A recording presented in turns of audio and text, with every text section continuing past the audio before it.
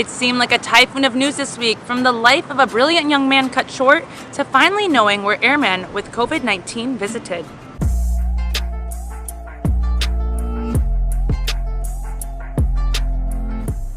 Half a day, I'm Adriana Cotero. This is TrendSpotting.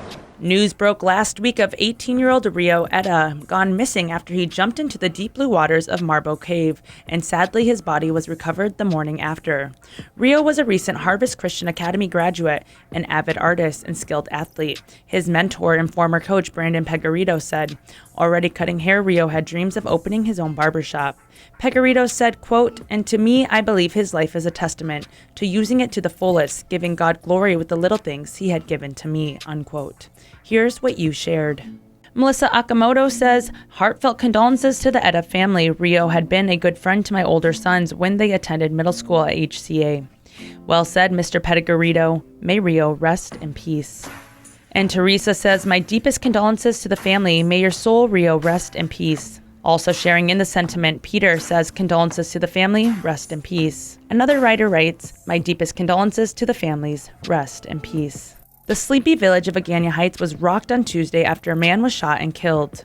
49-year-old Anthony Mendiola was arrested on murder and gun charges in Joey Zamora's death. According to court documents, Zamora used to live with Mendiola in Agana Heights, but Mendiola filed a restraining order to keep him from coming back. And when Zamora did, Mendiola allegedly shot him 3 times inside the home. Mendiola's attorney is claiming his client was protecting himself under the Castle Doctrine law. Here's your thoughts. One of our top fans, Chris O'Connor, says, I live in Agana Heights. I don't feel safe even walking to a store that's near my house. Islanders killing islanders. We live on an island, and yet people still kill people. It's sad.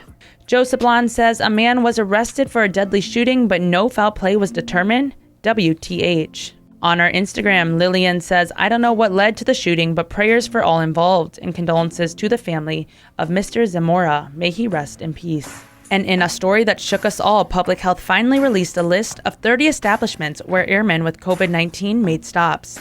The airmen were part of a unit deployed to Andersen Air Force Base on May 25th. And Andersen says the first virus case was noticed on June 11th, confirmed the next day. Andersen sent a release 5 days later to Island Media, about 7 members testing positive. In all, 35 were infected. Then it took a week for Public Health to perform contact tracing and assemble the list since they weren't allowed to talk to the airmen. Instead, Public Health relied on Andersen officials to pass the information on. Now Public Health is asking island residents to monitor their health and get tested. So far, community testing is revealing way more infections than previously seen each day, with 15 on Thursday, unrelated to the airmen, according to Dr. Hao Win of the Governor's Physicians Advisory Group. In the meantime, Speaker Tina Muñoz Barnes has called for Attorney General Levin Camacho to investigate the apparent breach of quarantine by the airmen. Camacho said, quote, what we are left with instead are actions that resulted in the spread of COVID-19 and endangered members of our community.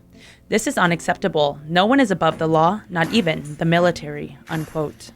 Here's your take on the matter. One comment says, oh my gosh, that's a lot of places. Did they even consider the safety of our people? Please follow the protocol for the safety of others. Be considerate.